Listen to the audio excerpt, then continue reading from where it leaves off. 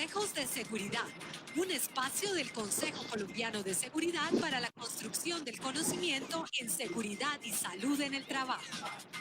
Muy buenas tardes para todos. Ya estaban preguntando dónde estamos. Estamos aquí conectados. Hoy jueves desde el Consejo Colombiano de Seguridad con más consejos precisamente durante esta importante época que vive nuestro mundo. Vamos entonces a saludar, estamos el día de hoy con Yesid y vamos a tratar hoy un tema bastante importante y sé que muchos de ustedes están muy interesados en las recomendaciones que podamos tener hoy, porque hoy vamos a estar hablando del uso de los productos químicos en un tema bastante crucial y es la limpieza y la desinfección. Por eso hoy nos acompaña toda la fuerza de la gerencia técnica con nuestro centro de información sobre seguridad de productos químicos CISPROQUIM. Vamos a iniciar, antes de saludar a nuestros invitados, con los datos que comúnmente chequeamos, y es cómo está el país en materia de COVID. Al día de hoy tenemos 12.930 casos confirmados con la enfermedad. De ellos, 3.133 se han recuperado y lamentablemente se han reportado 509 muertes. Por eso seguimos más fuertes que nunca, alistándonos para ese retorno seguro al trabajo y para tener unas pautas seguras en cada una de nuestras actividades, tanto en el trabajo como en nuestro hogar. Por eso quiero saludar muy especialmente a Yesid. ¿Cómo estás? Hola Clau, buenas tardes a todos que nos acompañan siempre, que nos saludan y nos empiezan a escribir ahí. Y bueno, nos gusta que nos digan también desde dónde están conectados, que nos vayan diciendo desde qué ciudad, desde qué país nos van acompañando. Con eso pues también de pronto vamos encontrando ejemplos o situaciones particulares de lo que sucede en las regiones. Y bueno, como tú lo decías, hoy estamos con esa fuerza de la gerencia técnica del Consejo Colombiano de Seguridad y nuestro Centro de Información de Seguridad de Productos Químicos, CISPROQUIM. Y a partir de lo que hacemos de CISPROQUIM es dar un servicio. CISPROQUIM tiene un valor de lo público, del valor que hace el Consejo Colombiano de Seguridad para darle un servicio al país. Y ese servicio es fundamentalmente una asesoría, una línea de apoyo para atender los casos de intoxicaciones con sustancias químicas, los eventos tecnológicos que involucran sustancias químicas y también eventos toxicológicos, que son eventos con animales ponzoñosos y picaduras, mordeduras y demás. Y entonces en CISPROQUIM que tenemos un equipo de profesionales bien interesante, bien robusto, con ingenieros que nos atienden la línea, que están recibiendo los reportes, con médicos toxicólogos que nos están ayudando a resolver y asesorar los casos. Y bueno, creo que se disparó un poco con los reportes de dónde están Barranquilla, UAT, Tolima, Cali, Cartagena. De todos lados, importantísimo, Yesid. Antes de arrancar, quiero recordarle a todas las personas en Colombia que la línea de CISPROQUIM para reportar ese tipo de casos es gratuita. Así que ustedes pueden marcar 018 9160 12. ¿Estamos bien con la línea? Todos. Estamos bien con la línea. Anótenla, por favor, es muy importante. Cualquier situación que se les presente, pueden llamar de manera gratuita a esta línea de atención. Así que vamos a... Bueno, y tenemos buenos invitados atendiendo nuestro Facebook Live el día de hoy. Incluso por aquí veo a alguien desde Uruguay. Mariana Ledesma nos acompaña desde Uruguay. Entonces, qué bueno, porque esa es la labor que queremos hacer desde el Consejo Colombiano de Seguridad. Pues llegar pues a Colombia, a todos los rincones del país, acercarnos a todo nuestro mundo de interés de la seguridad en el trabajo y pues también aportarle a la región. Ya que nos escriben acá desde Perú, también contarles que la línea CISPROQUIM tiene atención también en la región andina. Nosotros recibimos reportes de emergencias que nos llegan desde Perú, desde Ecuador, desde Venezuela y podemos hacer esa asesoría y salvamos vidas. Anualmente recibimos más de 11.000 llamadas pidiéndonos alguna ayuda, algún tipo de soporte para atención de llamadas. Le seguiremos poniendo el número, nos siguen pidiendo que le recordemos el número, ahorita al final lo recordamos nuevamente. los rombos de seguridad, pero es 080-050-847. Ya les vamos a compartir los rombos porque esta información es súper clave. Yesidi, quiero darle paso a nuestro invitado en esta tarde. ¿Te parece? Claro que sí, Edgar Velandia, Aquí está maestro de maestros. Muy buenas tardes, Claudia, Yesid, ¿cómo han estado? Qué placer verlos y qué placer estar reunido con todo nuestra amable audiencia que nos vienen siguiendo ya en el Facebook Live desde hace algún tiempo. Eso está muy bien y poderle contribuir a algunas situaciones muy interesantes e importantes que hemos detectado desde nuestra línea, desde el Consejo Colombiano de Seguridad y CISPROFIN, claro que sí. Entonces estaremos muy atentos para solucionar todo lo que ustedes quieran con relación a nuestra charla técnica de hoy. Pues precisamente, doctor Edgar, que toda esta gente que está reunida acá está muy interesada en saber las recomendaciones que tienen el día de hoy. Así que, sin más preámbulos, los voy a dejar en la sala, les doy la bienvenida a todos y los invito a que nos escriban sus preguntas porque tenemos aquí a ese par de expertos que hay que aprovecharlos. Así que bienvenidos y les doy paso a Yesid y doctor Edgar Velandia. Bueno, pues gracias. Y Edgar, bienvenido. Edgar es uno de nuestros médicos toxicólogos, además también tiene formación en seguridad y salud en el trabajo, tiene mucha experiencia asesorando empresas, también haciendo pues la labor de médico, acompañando los programas de vigilancia epidemiológica y pues nos brinda el soporte en la línea. Atendiendo los casos y asesorando a las personas, a los centros de salud, a los médicos, a todos los que han necesitado algún apoyo y un soporte. Y pues digo yo maestro de maestros porque me dio clase a mí en la Universidad Distrital y sé que nos ha formado a muchos de nosotros, de los que trabajamos en la seguridad y salud. Aprendimos cosas de toxicología, pues gracias a sus enseñanzas. Y pues bueno, la idea del día de hoy hablar de la limpieza y desinfección es poder llevar algunos consejos prácticos para ese buen proceso del manejo de este tipo de productos que parecen inofensivos, pero generan problemas. Entonces, bueno, el auditorio es todo suyo, Edgar.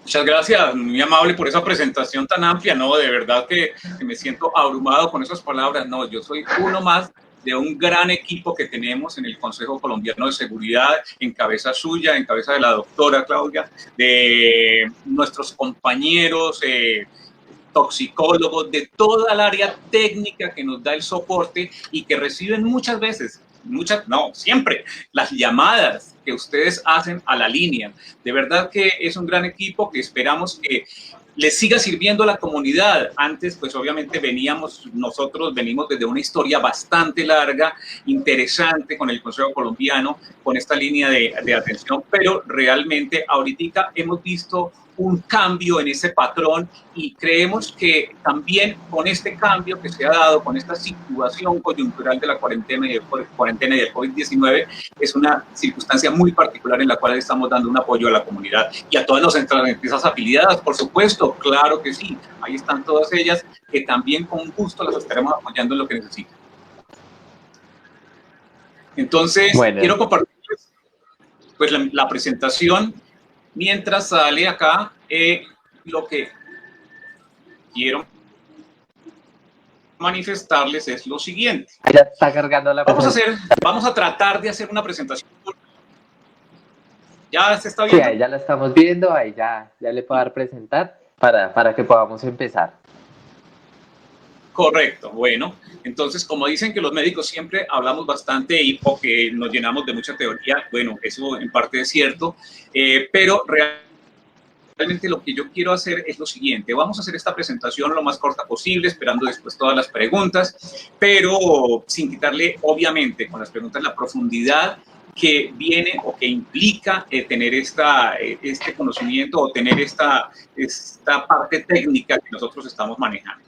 Voy a hacerla en 3 partecitas realmente, pero todas voy a tratar de concretarlas. Una parte introductoria donde muestro por qué el porqué de algunos agentes biocidas Segundo, pues voy a hablar de esos agentes biocidas lo más resumido posible para que ustedes vayan quedando o vayan anotando sus preguntas. Y por último, dar una breve reseña de lo que hacemos en el Centro de Información sobre Productos Químicos en la Línea Nacional de Toxicología.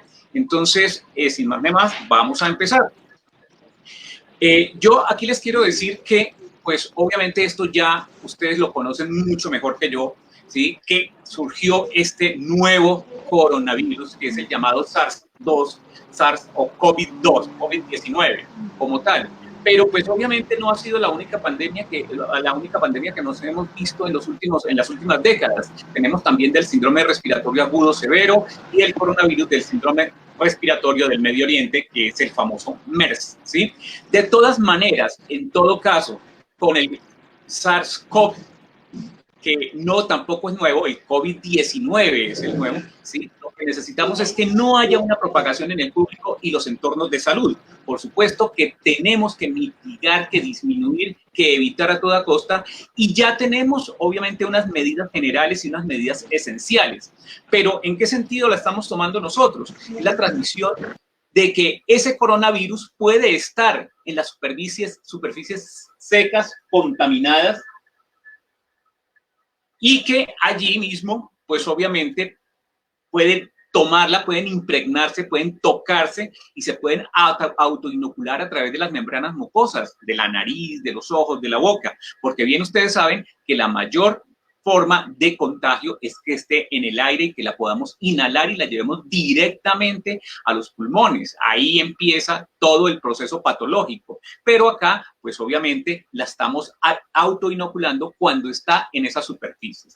Bien, entonces, pues hemos reconocido que existen algunos elementos como los alcoholes, el peróxido de hidrógeno, el hipoclorito, amonio cuaternario y otros, pero quería mostrarle estas diapositivas, que no me quiero detener en ellas, tienen una información valiosísima, importantísima, es de una revista indexada del Sevier, muy reciente, por supuesto. Claro que ya llevamos, ya decir que lleva aproximadamente un mes, porque fue los últimos días de abril, ya puede ser un tiempo bastante largo para esto, pero igual esto sigue manejándose, evolucionando. Y aquí lo que nos está mostrando esta tablita primera que les quiero que quiero compartir con ustedes es que aquí tiene el tipo de elemento en el que está, si me están viendo la flechita que le estoy señalando, el tipo de elemento o superficie en la que puede estar alguno de los virus. Este estudio lo realizó con varios virus, con el virus, obviamente, con el COVID, con el del Medio Oriente, con el del SARS, y con otro que nos da una gastroenteritis. Sin embargo, lo que queremos ver acá es, ¿cierto?, que a una determinada temperatura, ¿cuánto es la persistencia en tiempo de ese agente? Y tenemos aquí algunos casos muy puntuales. Aquí estamos hablando del MERS, que tiene 48 horas, pero por aquí vemos otros, que está el SARS-CoV, que es el COVID, que tiene 4 o 5 días, y otros que pueden llegar en PVC y siliconas, pueden llegar hasta 9 días. Sin más ni más, los voy a dejar con esta tabla que podemos compartir más adelante, o el artículo completo, pero quiero decirles que aquí lo que se está diciendo es esto, que el agente infeccioso puede permanecer desde 2 horas hasta 9 días en promedio, ¿cierto? Que la temperatura, una temperatura de 30 a 40 grados, reduce la persistencia, y que una temperatura baja, al contrario, aumenta la persistencia de este agente hasta 28 días. Por el COVID-19 probablemente sea mayor, porque hasta ahora pues se sigue haciendo la observación y se siguen haciendo algunos estudios.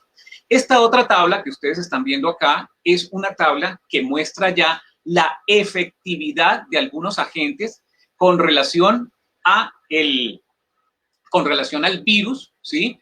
Y la concentración, aquí estamos viendo la concentración con un tiempo de exposición promedio y el número de la reducción en infectividad, esto es en logaritmo de 10, es decir, que entre más alto sea, mucho mejor va a ser el agente. Aquí ya alcanzamos a ver algunos como el etanol, algunos como el propanol y algunos como mezclas inclusive.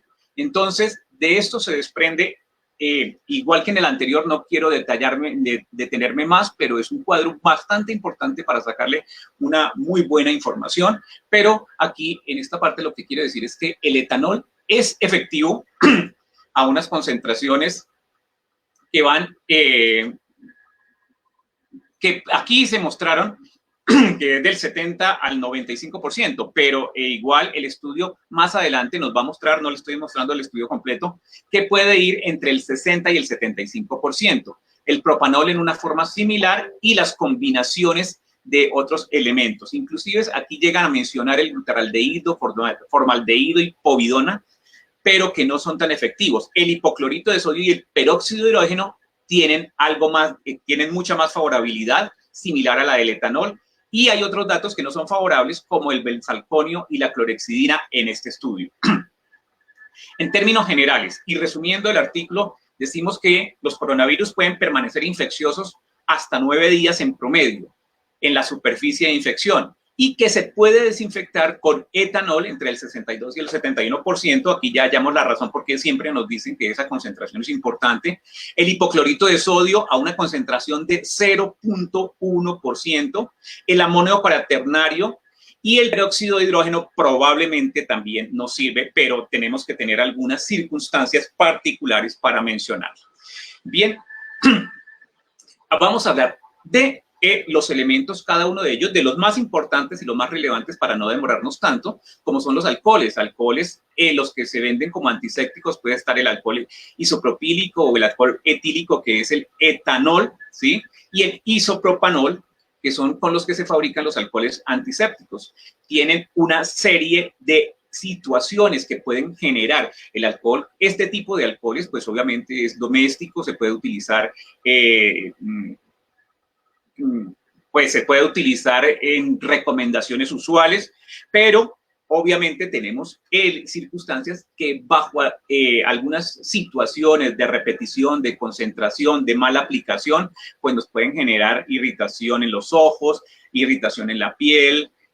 Si lo inhalamos, pues obviamente va a causar tos, estornudos. Si lo consumimos, que eso voy a hablar al final también, nos puede generar dolor abdominal, náuseas, vómito y diarrea. Y otros agentes y otras situaciones de tipo neurológico como náusea, como vértigo, como inestabilidad, y obviamente si lo ingerimos como lo que podría pasar con un alcohol de tipo licor, que nos puede generar algún tipo de embriaguez.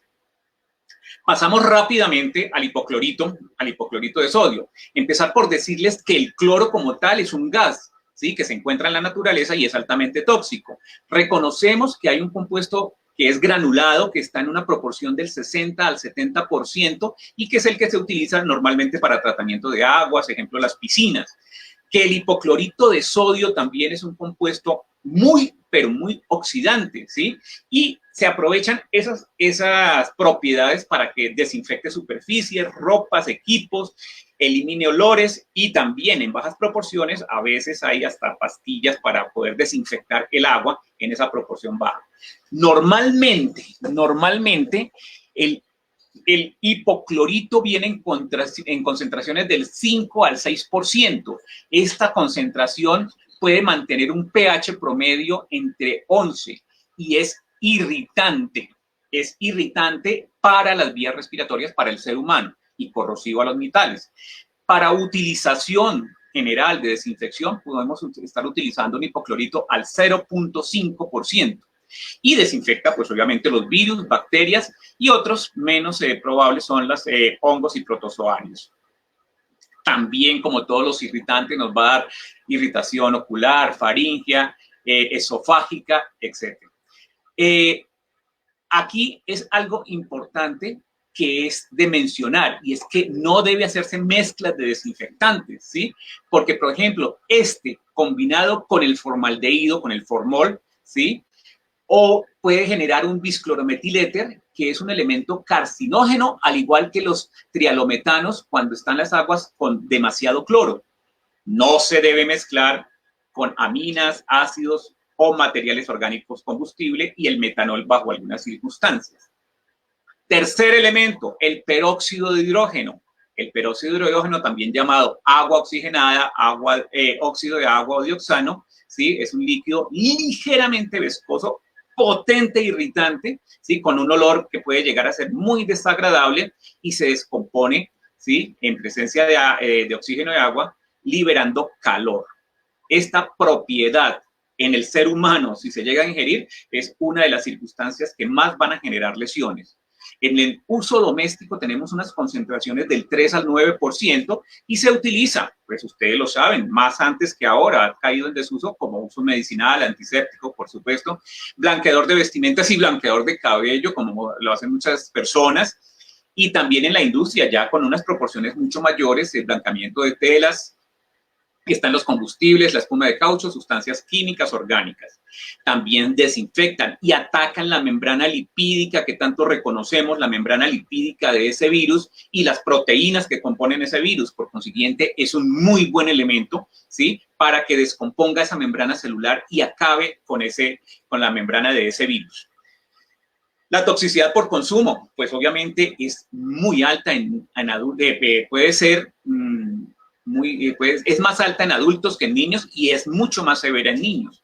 Si se llega a consumir aún a las proporciones o al porcentaje que tenemos domésticamente, nos genera pues una quemadura, una lesión que va desde la erosión hasta la quemadura, hasta la desnaturalización de los tejidos, hasta la formación de úlceras, por supuesto. Hay algo particular con el peróxido de hidrógeno y es que puede generar una secuela secundaria neurológica por embolización gaseosa del sistema nervioso central o puede generar un infarto cerebral. También esas particularidades ya se van viendo aquí con cada uno de los elementos. Las incompatibilidades, alcoholes, aldehídos, aminas, metales, agentes inflamables, agentes oxidantes, ¿sí? Y ya por último, para mencionarles, y no demorarme tanto porque me gustaría que hubiesen bastantes preguntas, hablamos del amonio cuaternario. Son compuestos químicos que son del grupo de los tensoactivos catiónicos derivados del amoníaco y tiene un poder desinfectante amplio sobre virus, bacterias, hongos y levaduras, también esporas. Por esto es que se está utilizando ahora mucho en los conjuntos residenciales, en las empresas, etcétera. El mecanismo de acción es que se adhiere a esa membrana y la inactiva. Sus usos como desinfectantes son conocidos como agentes tensoactivos, inclusive elementos como el amonio cuaternario, que hay de primera, segunda, tercera, cuarta generación, quinta generación. Aquí estamos utilizando los de quinta generación preferiblemente, ¿sí? También se encuentran en algunos champús, algunos agentes espermicidas y pues es muy bueno para una gran variedad de microorganismos. Dentro de la parte tóxica, irrita la piel, hay dificultad respiratoria, etc. Entonces, ¿qué es lo que les quiero decir a ustedes con relación a todos estos agentes? Primero que todo,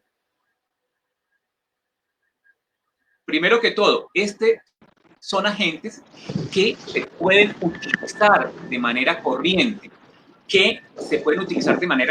bajo ciertas precauciones, pero que jamás son para ingerirlos, para aplicárselos directamente a algunos, por ejemplo, estamos hablando como el alcohol, obviamente ese sí es para aplicárselo sobre la piel en algunos casos, en la mayoría de los casos, pero nunca para ingerirlos ni tampoco para inyectarlos, ¿sí? Cuando se utilicen los productos comerciales se deben tener las indicaciones exactas, la persona que los aplica, si es necesario utilizar los elementos de protección y tener en cuenta las indicaciones y condiciones de uso, ¿sí? En el caso de los alcoholes o de los geles, no usar en amplias zonas del cuerpo porque esto puede también absorberse. Y pues obviamente hay que tener las recomendaciones de almacenamiento. Además, estos productos pues obviamente pueden causar síntomas cuando las concentraciones son muy altas. Entonces, cada uno de ellos tiene una circunstancia muy particular. Podemos extraer de ellos que la mayoría son elementos irritantes para la vía respiratoria, ¿sí? Irritantes para la piel o irritantes para la vía digestiva en el caso que se lleguen a consumir, que como hemos dicho, nunca se deben ingerir, ¿sí? Esta situación está dada también por algunas circunstancias que han venido de otros países que de pronto queremos omitir, pero realmente estos productos no son para consumo. Sí, cuénteme. Ahí frente a ese punto, y creo que sí es importante pues aprovecha ese énfasis que nos está haciendo sobre no ingerir estos productos y no inyectarlos, que incluso pues desde el Consejo Colombiano y CISPROQUIM, con la participación de las asociaciones de químicos farmacéuticos, la de farmacovigilancia y la de químicos farmacéuticos hospitalarios y los toxicólogos clínicos, pues sacamos un pronunciamiento cuando llegaron esas noticias de ingerirlo. Eh, pues contarles que en la línea CISPROQUIM afortunadamente hasta el momento no hemos recibido ningún reporte de estos casos, pero si alguien hiciera esto, si alguien ingiriera un producto de estos o se lo inyectara, ¿qué le puede pasar? Bueno, mira, precisamente eso puede ser funesto, eso puede llegar a ser un caso fatal en algunos casos, y estaba hablándoles y diciéndoles, y reafirmo, va a depender mucho de la concentración de la gente. Por ejemplo, un hipoclorito, un cloro, ¿cierto? Puede estar a una concentración de un 70%, pero el hipoclorito como tal está entre 5 y 6%. Entonces, ese hipoclorito de 5 a 6% nos puede generar, si la persona se lo llega a consumir, nos puede generar una gran irritación. Quiero hacer énfasis en esas dos partes, irritación versus corrosión. Entonces, si esa persona lo ingiere, le puede generar una irritación, pero si se consume un producto mayor del 50%, ¿sí? ya que puede tener un pH de 13, 14, ¿sí? Bastante alcalino, ya le va a quemar, a corroer, a dañar, a desnaturalizar, a romper los tejidos, ya sea la piel, ya sea la vía digestiva. Y obviamente la pregunta, si llega a ser inyectado, imagínense la lesión tan severa que puede causar en la piel y en una vena, ¿cierto? Y todo el trayecto donde alcance a llegar o donde alcance a discurrir, porque a medida donde va pasando, va quemando, ¿sí? Entonces, esta persona puede tener todas las circunstancias que pueden generar una situación bien grave y complicada, que es obviamente la lesión sobre pulmón, vía aérea, boca, tracto digestivo, pulmón, inhalación, y pues puede llegar en sus diferentes casos a crear cuadros generales de síncopes, de convulsiones, de pérdida del conocimiento y llevar a la muerte inclusive, de acuerdo a la cantidad y de acuerdo a la lesión. Bueno, pues eso es un mensaje bien importante porque las sustancias pues están diseñadas para un uso, ¿no? Están diseñadas para ser utilizadas de acuerdo a sus indicaciones, que como muy bien pues, nos lo estaba diciendo Edgar, pues están sus fichas de datos de seguridad y en las etiquetas, pues donde nos dice pues para qué es y cómo se utiliza correctamente e incluso cómo no se debe usar, también nos dice, y sobre todo eso ahorita que nos comentaba sobre las mezclas. Correcto, bueno, muy pues, bien. Pues no sé Pues si podemos arrancar con alguna pregunta por ahí. Claro que sí, empecemos con la pregunta. Bueno, ahí para entrar ahorita a ir revisando las preguntas que tenemos de nuestros asistentes. Tenemos unas dudas que, bueno, aquí Daniel nos está ayudando a responder algunas. Muchos nos preguntan sobre cómo se hacen las concentraciones, el uso de los productos, de cómo se preparan y demás. Pero para poder introducir en esto, yo quisiera, Edgar, que de pronto en la experiencia que tiene pues asesorando la línea, con estos productos, con este tipo de productos, ¿qué tipo de emergencias son las que más se presentan y a qué tipo de personas son las que más se ven afectadas con los productos químicos de limpieza y desinfección? Claro que sí, pues bueno, a ver, es para decirles que realmente en esta temporada, que para nosotros empezó en marzo, ¿sí? De ahí ha tenido un comportamiento bastante claro en las llamadas a nuestra línea de toxicología, y es que los casos con estos desinfectantes que sí se venían presentando, obviamente se vienen presentando, se están presentando mucho más, ¿sí? Se están presentando en personas que de pronto son vulnerables en personas como los niños, como los adultos mayores. Y en la mayoría de las veces se debe hasta por conocimiento. Voy a acá hacer una infidencia, pero la verdad, una de las circunstancias que pasó recientemente es una ingeniera química que llamó porque había hecho una mezcla de varios elementos, había generado vapores y estaba con dificultad respiratoria. Entonces, situaciones como esas se pueden dar.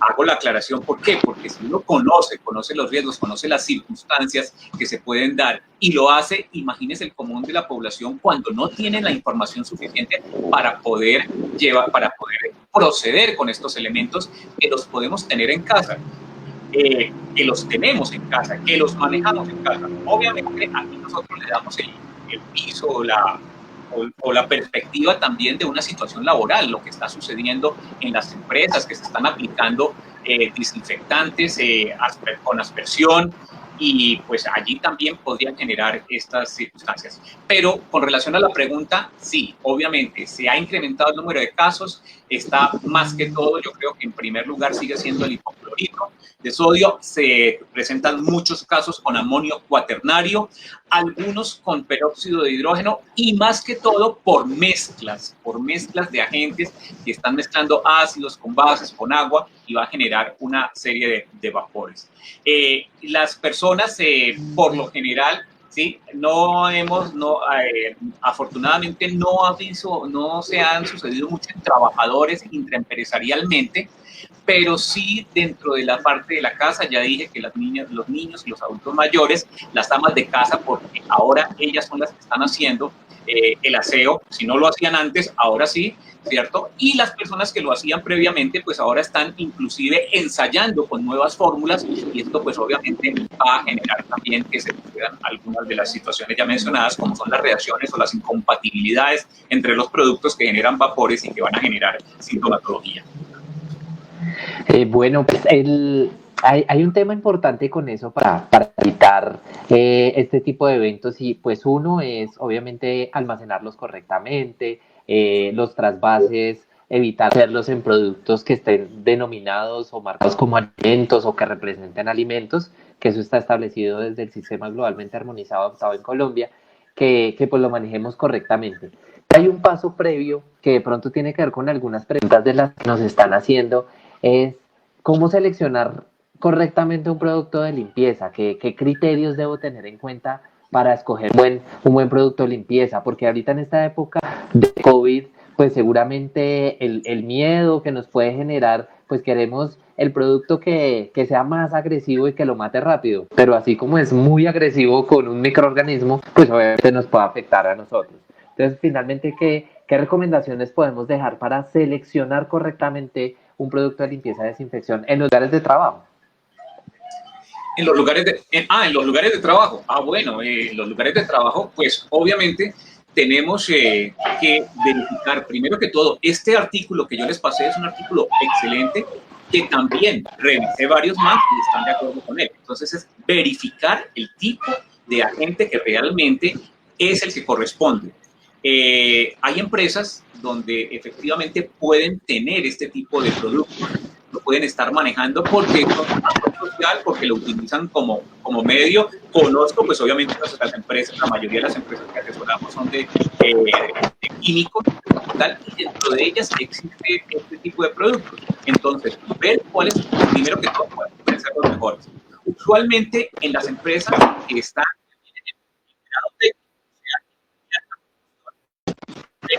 las compatibilidades del producto y poder hacer las diluciones pertinentes, ¿cierto? Obviamente todo esto, si tienen el ingeniero químico, si estamos hablando de nuestras empresas químicas, seguramente tendrán un ingeniero químico asesorado por ellos para que pueda darse esa solución y se pueda aplicar en los lugares de trabajo, teniendo en cuenta que la persistencia de los gérmenes y obviamente el tipo de elemento o de superficie, acordándonos que no todas las superficies pueden tener la misma persistencia del germen. Entonces, aquí estamos involucrando, primero que todo, la concentración, desde la selección del producto, que sea uno de los más efectivos, alcoholes, amonio cuaternario, hipoclorito, ¿sí? Tener la dilución o tener el porcentaje específico y saber sobre qué superficies lo estamos aplicando, lo vamos a aplicar para determinar la frecuencia que se puede dar con ellos.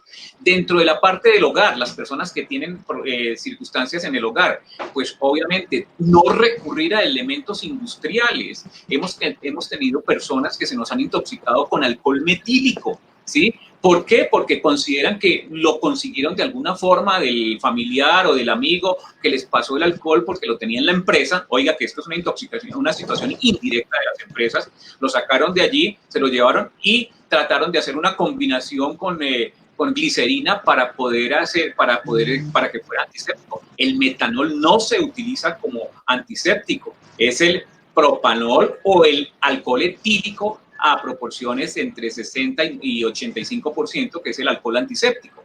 Entonces, en ese sentido, va a que consigan sus productos en lugares autorizados, en farmacias, en supermercados de cadena, ¿sí? Que sean reconocidos y siempre miren, siempre observen qué porcentaje de concentración tiene y bajo qué recomendaciones se debe aplicar. Eso serían dos situaciones, una por el ámbito laboral, que ya le había comentado, y la otra en el ámbito ya casero, a muy grosso modo, por supuesto.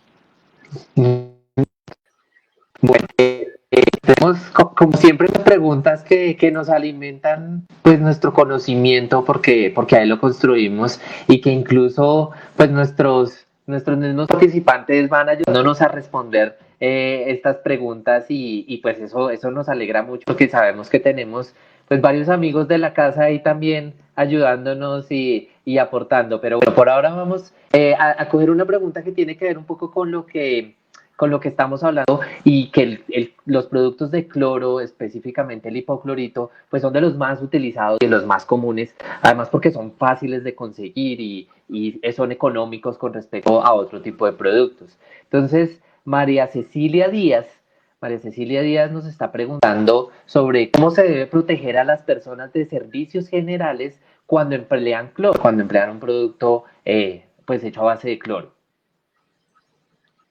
Bueno, muy bien.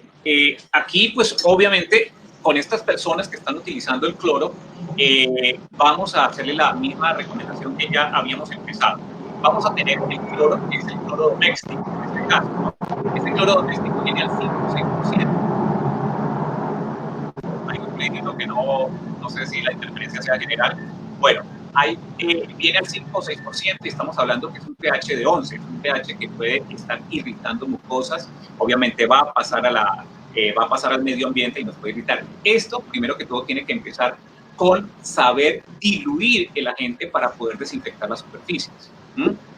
Una vez diluido, se tiene que colocar en un envase, ya lo había dicho el ingeniero Yesid, en un envase que se escriba, que se anote, que se pegue un sello ahí que diga que contiene hipoclorito. A veces lo colocamos en botellas de gaseosa, en elementos que pueden ser comestibles o bebibles en este caso, y pues obviamente eso puede generar accidentes. Y tercero, pues obviamente ya, entonces vamos, la dilución, el producto doméstico, la dilución adecuada, la marcación y la protección personal. Que la protección personal pues ya incluye lo que es el tapabocas y los tiempos de exposición. Obviamente aquí también no hay que hacer mezclas, no hay que decirle que se tenga que hacer la mezcla del hipoclorito con el ácido muriático y con agua porque eso le va a destapar o le va a limpiar mejor. Con el vinagre, que es otra de las situaciones bastante frecuentes. Eso no se debe hacer, no se debe realizar y por supuesto pues estar muy atento de las personas de limpieza para que sigan estas instrucciones. Bueno, pues muy bien y muy importante que llevemos un buen mensaje ahí en el uso del producto, que recordemos que pues todos esos productos deben tener sus fichas de datos de seguridad y al interior de la ficha de datos de seguridad pues lógicamente tener la información correspondiente al producto, pero también un número de atención de emergencias que nos pueda dar un soporte en caso que ocurra algo. Y tenemos una pregunta relacionada pues también ya como con esa consecuencia de hacer un mal manejo de Beatriz Cardoso Arrieta. Beatriz nos está preguntando sobre los síntomas de intoxicación para que la persona recurra a atención de emergencia. Igual eso puede ser muy particular con el tipo de producto, ¿no? Pero de pronto podríamos dar como una recomendación general de qué signo de alarma nos puede llamar la atención acá. Ajá, correcto. Precisamente tenía la presentación. Acá. Vamos a ver si podemos volver a la ¿Está presentación. apareciendo la presentación, ingeniero? No la estamos viendo, pero esperemos a ver de pronto aquí Claudia nos ayuda ahí para habilitar la presentación. Mientras vamos teniendo la presentación, pues recordarles que dentro de las fichas de datos de seguridad tenemos unas secciones en donde nos da pues información precisa sobre la sustancia y nos va diciendo en una sección la información relativa al producto. La siguiente sección ya nos informa sobre los peligros de las sustancias. Y ahorita con la implementación del sistema globalmente armonizado, pues ahí es donde tenemos que fortalecer muy bien en la correcta clasificación de los productos, porque ahí vamos a poder tener la información necesaria sobre sus características de peligrosidad y obviamente una lógica que vamos a tener sobre los posibles efectos que se tengan. Luego, la siguiente sección, las características físico-químicas, y las secciones 4, 5 y 6 de seguridad, pues nos van a dar información qué hacer en caso de primeros auxilios, qué hacer en caso de incendio y qué hacer en caso de derrame. Y bueno, ahorita ya por fin tenemos la presentación, creo que ya la podemos proyectar. Bueno, a ver, la pregunta específica es ¿qué hacer cómo saber si estoy intoxicado y qué hacer? Bueno, va a depender pues en la mayoría de las circunstancias, pero primero comentarles una situación. Hay efectos locales y hay efectos sistémicos. Los locales son los que se refiere al contacto que pueda tener el agente, ya sea por vía dérmica, es decir, el contacto con la piel, ya sea por vía inhalatoria, cuando se aspira, cuando se inhalan los vapores y va al tracto respiratorio, por vía digestiva, ¿cierto? Y también por otras vías, a veces la vía parenteral, que es la vía inyectada. Pero en este caso, el contacto directo es el cual nos genera la irritación de la que venía hablando o la corrosión, que es la quemadura o el rompimiento, la ruptura de los tejidos, ya sea de la parte que haya entrado en contacto. Entonces, yo quiero dividirle para la persona que hace la pregunta en dos partes, ¿sí? La primera, que sería una situación sencilla. Estoy inhalando un vapor, ¿sí? Siento esa primera fase de la irritación, que es el sentir en los ojos como ese lloroseo, en la nariz es ese picor o ese escozor o ese prurito que puede generar en la nariz, o en la piel esa ligera situación como de una quemadura muy superficial, muy leve, ¿sí? Entonces, aquí, en este caso, lo más conveniente es apartarse de la exposición, Si está en la piel, si ya ha caído, pues apartarla de la exposición significa bañarse, colocar agua rápidamente, agua corriente, no agua mezclada con nada o nada en particular. Y lo digo ¿por qué? Porque a veces la persona dice, ay, es un ácido. Entonces, si es un ácido, echémosle leche, porque eso lo mejora, ese es el efecto contrario. La leche es muy alcalina. No, eso va a ser mucho más nocivo. Sigo con la apartarse de la exposición, si es por vía inhalatoria, salir a una parte donde haya aire fresco, aire que no esté contaminado, ¿cierto? Y si ya lo consumió, pues obviamente ahí sí la situación puede ser de diferentes grados porque va de acuerdo a la sintomatología y de acuerdo a la susceptibilidad. Todo esto que estoy diciendo acá son efectos de tipo local. El efecto sistémico ya es cuando persiste una persona en un ambiente contaminado y no solamente se le irrita la vía respiratoria, sino que ese vapor o ese gas de algunos elementos, como el clorogas, ¿sí? Va a pasar a través de las membranas y se va a introducir al sistema circulatorio y de ahí, pues obviamente de una forma sistémica. Lo mismo podría suceder con la piel, cuando corroe, cuando rompe y que se va pasando poco a poco. Es el caso de los alcoholes, que rompen esa barrera protectora de la piel y que traspasa la piel y llega a la circulación. O, por supuesto, de la vía digestiva, cuando se consumen grandes cantidades, hago énfasis en grandes cantidades, porque esas grandes cantidades son las que en un momento dado pueden llegar, pueden absorberse parcialmente y generar un efecto sistémico, es decir, sobre todo el organismo. Les decía de la cantidad, porque cuando son pequeñas cantidades y cuando hay elementos que son muy corrosivos, no alcanzan a llegar a la circulación sistémica en una alta proporción, simplemente se quedan en el lugar donde tocan, donde rompen, y ese va a ser el mayor daño.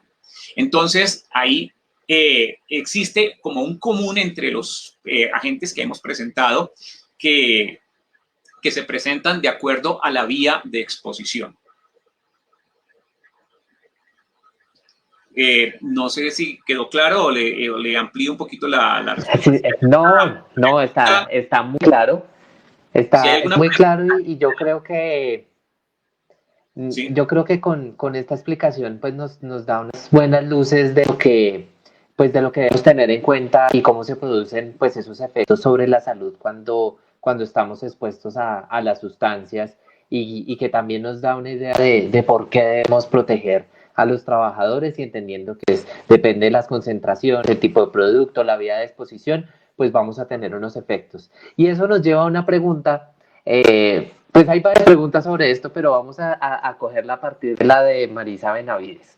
Y yo creo que no nos podemos ir sin hablar de esto, no podemos dejar de tocar este tema de las cabinas de desinfección, cámaras de desinfección o túneles de desinfección, arcos de desinfección que también los hemos llamado en algunos casos. La pregunta de Marisa es si las cámaras de desinfección es dañina para las personas. El Consejo Colombiano de Seguridad, en su primer momento con la Sociedad Colombiana de Higiene Ocupacional, sacó una recomendación sobre el no uso de este tipo de cámaras, considerando que, primero, su efectividad por el tiempo de exposición, y ahorita lo veíamos en la tabla que nos compartía Edgar, hay tiempos de exposición también que requieren pues el tipo la persistencia que pueda tener el microorganismo puede ser amplia en el tipo de superficie y eso implica pues también unos tiempos de exposición prolongados de 1 a incluso 10 minutos con algunos productos.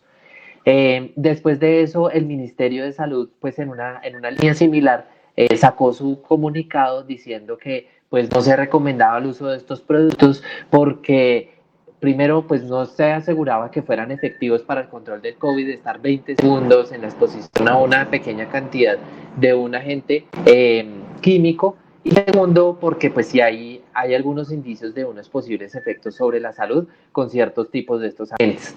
Y finalmente, la Organización Panamericana de la Salud pues sacó un pronunciamiento sobre la misma vía, reiterando que los productos de desinfección están diseñados para ser utilizados sobre las superficies y no sobre las personas. Así como lo hablábamos ahorita de no ingerirlos, no inyectarlos, pues la piel también puede ser una vía de ingreso de estos productos. Pero Edgar, bueno, yo le doy palabra a nuestro toxicólogo para que nos den sus apreciaciones sobre el uso de este tipo de cabinas, túneles y bueno, de las 1000 formas que llamamos. Bueno, gracias, muy amable. Sí, realmente, fíjese que el motivo por el cual inicié con estas tablas que me parecieron muy interesantes, que hacen una recopilación de muchos artículos a nivel mundial, sí, son cerca de 35 artículos que están manejando este estudio, muy buenos artículos, entre otras, cada uno de ellos. Se refiere a eso, a las superficies y a las características biocidas de la gente. En ese sentido, es que también relatamos a las características de los más conocidos, pero obviamente dentro de las cabinas de desinfección pueden utilizar otros. Estamos conociendo, pero realmente los efectos que se pueden presentar sobre las personas, ¿sí? Sobre las personas son muy deleterios, son múltiples y obviamente todos están relacionados más que todo con la irritación de vías respiratorias, de vías de ojos, ¿cierto? Entonces, estos agentes eventualmente podrían causar un daño en un cierto grupo de personas. cómo usted poder pasar en un grupo amplio de personas, obviamente. Si esto se hace repetidamente, pues ustedes saben que la dosis, la frecuencia de exposición también tiene que ver mucho con un cuadro de toxicidad. Entonces, sí que más, es lo que yo quiero decir, sí que más en personas que tienen alguna preexistencia, que son alérgicos, que tienen alguna enfermedad respiratoria como asma, los podrían llegar a afectar severamente, seriamente.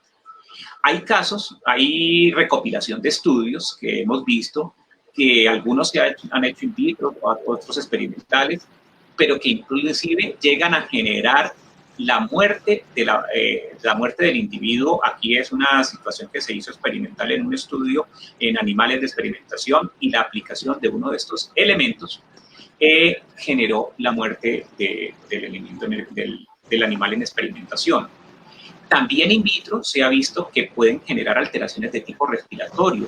Algunos de estos agentes desinfectantes generan apoptosis, es decir, una muerte, aceleran la apoptosis, que es una muerte programada celular de las células respiratorias, sin contar la cantidad de reacciones alérgicas, de anafilaxia, de que se compliquen los cuadros previamente establecidos en una persona, que obviamente aquí no va a pasar una ni dos personas, sino va a pasar es todo un grupo. Yo no coloco una cabina a la entrada de mi casa para que pasen las 3 personas, yo la coloco en un lugar donde sea muy concurrido, donde tengan que asistir frecuentemente, y pues obviamente aquí va a ser a un grupo que de pronto no se puede clasificar y que sí podrían generar algunas reacciones. Esas son algunas de las circunstancias por las cuales las cabinas no están permitidas para las personas como tal. Está permitida para las superficies, para trajes inclusive, para mesas, para elementos o artículos que puedan tener o ser objeto de este manejo. Y ya las reacciones particulares, imagínense si utilizamos, por ejemplo, alguno de estos 4 elementos. Ya de los 4 elementos ustedes tienen claridad de lo que podría suceder si llegan a caer sobre la piel, sobre los ojos o en una persona que sea susceptible. Entonces, las recomendaciones, obviamente, la OPS, las que sacó el ministerio, las mismas que usted, ingeniero Yacir, hizo muy puntualmente, con una bibliografía bastante extensa que tiene en su artículo, también revisó bastante, pues obviamente no están dadas para que se den. No se recomienda su uso para las personas. Bueno, y ese es el mensaje importante acá, que ese tipo de productos no están recomendados para usar en personas. Incluso el pronunciamiento de OPS también habla de UV. Las lámparas UV pues tampoco están diseñadas para usar sobre las personas, porque pues también pueden tener un efecto sobre la salud. Y pues bueno, nos estamos basando en la evidencia, en la evidencia que nos da la literatura sobre esos potenciales efectos, y obviamente si hay un riesgo de presentar un efecto en salud, y además utilizar un mecanismo que tampoco está demostrado que sea efectivo para controlar el virus por los tiempos de exposición y la concentración que se pueda tener en el producto, la superficie que está expuesta, pues realmente pues no nos va a dar la mayor utilidad, y si vamos a exponer a las personas y vamos a asumir un riesgo también detrás de eso, ¿no? Si tenemos una persona susceptible, pues puede incrementarse su efecto sobre las personas. Bueno, tenemos dos preguntas que me parecieron interesantes, y para ir cerrando, porque lástima que el tiempo es tan cortico cuando estamos acá y se nos pasa muy rápido. Pero bueno, había una pregunta relacionada con la desinfección. Bueno, cuando tenemos que llegar a las casas, Milena Carvajal Celis nos pregunta. Milena Carvajal nos preguntó, de hecho estábamos como a de charla, como a las 3:30, y me quedó sonando. Ella nos preguntaba que cuando llegamos de la calle, sea porque pues tenemos que comprar nuestros enseres, o llegamos de comprar y demás, pues hay que lavar todo y desinfectar todo lo que traemos, pero particularmente el tema de las frutas y verduras. Sí, tenemos unos productos químicos que decimos no se los aplique, no se los toma, no se los inyecte, pero desinfecte las frutas y verduras. ¿Alguna recomendación para la desinfección de estos productos? Sí, claro. Es algo que todos nos hemos visto abocados a ello, ¿cierto? Y que pues obviamente si no tenemos también el conocimiento de las proporciones, de las diluciones, pues vamos a generar una situación complicada. Los alimentos, pues obviamente algunos podemos comerlos con cáscara, en el caso de una zanahoria a veces rallada, pero en general, las frutas y verduras se deben lavar con agua abundante y con una solución jabonosa. Acordémonos que el jabón también es un elemento que es de primera y básica necesidad y que se ha visto que es realmente efectivo contra el virus. El virus tiene una capa lipídica, tiene una membrana lipídica y el jabón es lo que hace que esta capa se desnaturalice, se rompa y que el virus obviamente al tener todo su material interno expuesto pues obviamente desaparece. Entonces, un enjuague, ojalá tuviéramos, a veces uno ve que se tienen las dos estaciones en los lavaplatos, ¿no? Una estación para el lavado y otra para el enjuagado. Ojalá tuviéramos eso, pero una primera fase, ¿sí? Que fuera una estación de lavado exclusivamente con agua, otra estación que fuera con la solución jabonosa, que se deja, algunas le han puesto hasta tiempo, perdón, aquí no me voy a comprometer con el tiempo, hablan de 20 segundos, a otras hablan de 40 segundos, ¿cierto? Cuando son frotadas, y después de eso, realmente viene el otro, que es el enjuague de la fruta o de la verdura. Con eso nomás podría hacerse. Hay soluciones de hipoclorito también, ¿no? Hay soluciones que ya vienen comercializadas, que tendríamos que ver cuál es el agente que tiene para saber la efectividad, basado pues obviamente en los estudios que están saliendo. Pero una muy buena situación es que no nos va a generar intoxicaciones, que no vamos a tener el problema de las diluciones, es la del jabón, ¿sí? El agua jabonosa. Bueno, pues creo que eso nos lo deja pues claramente expresado. Yo solo quiero pues resumir de las muchas preguntas que tenemos y siempre terminamos un poco como con la situación de querer poder responderlo todo y no alcanzamos. Pero pues todos sus comentarios en la medida de posible les podemos ir dando algunas respuestas ahí en general. También pues con el repaso de los temas que tratamos, seguramente pues muchos temas se abordaron.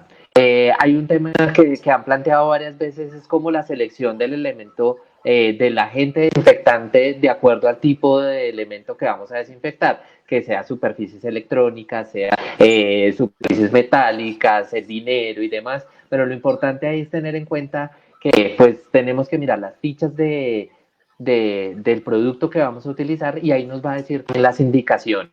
En la página de EPA incluso, ustedes pueden buscar por EPA en los desinfectantes, pues ahí está todo el listado de desinfectantes que se utilizan en Estados Unidos y ahí aclara si es para sustancias líquidas o sustancias porosas. Entonces sí verifiquemos eso, asegurémonos que nuestro producto desinfectante pues no va a deteriorar el material que tenemos.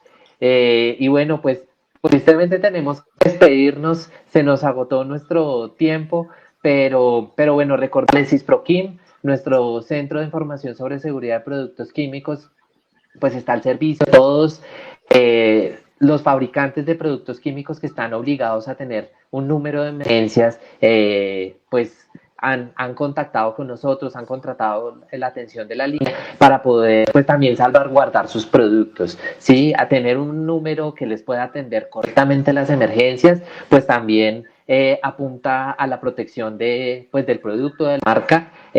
A veces se sataniza más es el producto y no el mal uso. Y entonces pues, darle una buena asesoría a alguien que de pronto hizo un mal uso, un descuido, pues salvamos la vida y ayudamos a incentivar el uso correcto de los productos. Edgar, muchísimas gracias y creo que este espacio va a tener que repetir más adelante para poder seguir respondiendo preguntas. Claro que sí. Se nos fue un poquito la señal. Hola. Sí, pero ahí estamos bien. Muchísimas gracias a nuestro querido doctor Edgar Velandia. No sé si nos escuchas ahí. Recordando. Se nos había perdido la señal, pero creo que ya volvió. Ya estamos acá. Sí, un agradecimiento. No dejé de verlos, pero sí quedaron congelados. Para ti, doctor Edgar, ahí te han escrito muchísimo. Hay muchas preguntas, como decía Yesid, iremos entonces poco a poco tratando de resolverlas. Recordarles, muy importante, las líneas de atención gratuitas de CISPROQUIM en todo Colombia, el 018-9160-12. También en pantalla están viendo en este momento los teléfonos para Venezuela, Perú, Ecuador. Recuerden, es una línea gratuita, dispuesta para ustedes cualquier situación que se les presente en intoxicaciones o en algún suceso tecnológico en sus empresas, también pueden llamar a esta línea de información. Para despedirnos, recordarles entonces que pueden acudir a nuestra página www.ccs.org.co y mañana también muy atentos porque vamos a tener una nueva charla, la sección número 2 de esos elementos claves para el retorno seguro al trabajo. Vamos a tener un panel también de expertos donde ustedes pueden acceder de manera gratuita. No va a ser por live, muy importante para que lo tengan en cuenta, pero va a estar abierto. Así que solamente tienen que inscribirse en el enlace que encontrarán aquí en el feed de Facebook del Consejo Colombiano de Seguridad y acceden a la charla que vamos a tener mañana, 2:30 de la tarde. Ahora sí, doctor Edgar, mil gracias por acompañarnos. A ustedes, de verdad, a todo el equipo, al ingeniero Yesid, a ti, Claudia, a todo el personal de CISPROQUIM que siempre está atento, del Consejo Colombiano y de CISPROQUIM que siempre está atento para recibir sus llamadas y para proporcionarle la mejor información de acuerdo a la situación que se presente. A todo nuestro auditorio virtual, que lo estamos viendo acá, es inmenso y veo que las preguntas se nos quedaron muchas por fuera, pero podemos poder resolverlas más adelante. Veo que quieren el artículo, podríamos darle el nombre de ese artículo para que lo tengan. Pues obviamente se hizo una revisión amplia, pero ese artículo en especial es muy interesante y pues recoge también y recopila mucha información. De verdad, muchas gracias. No me demoro más porque si no sigo hablando y el tiempo ya se nos pasó. De verdad que este espacio es muy interesante y pues esperemos poder seguirlo compartiendo más adelante. Bueno, no, aquí siempre bienvenido, Edgar. A todos muchas gracias por asistir, por acompañarnos, por sus comentarios. Ahí abajito les pueden dar like, nos pueden dar sus reacciones, si les gustó, si no les gustó, y seguir pues aportando ahí con sus comentarios, pues la idea es seguir fortaleciendo y creciendo este espacio que es de ustedes. Vale, muchas gracias y nos vemos de nuevo el próximo martes en más consejos de seguridad del Consejo Colombiano de Seguridad. Feliz tarde.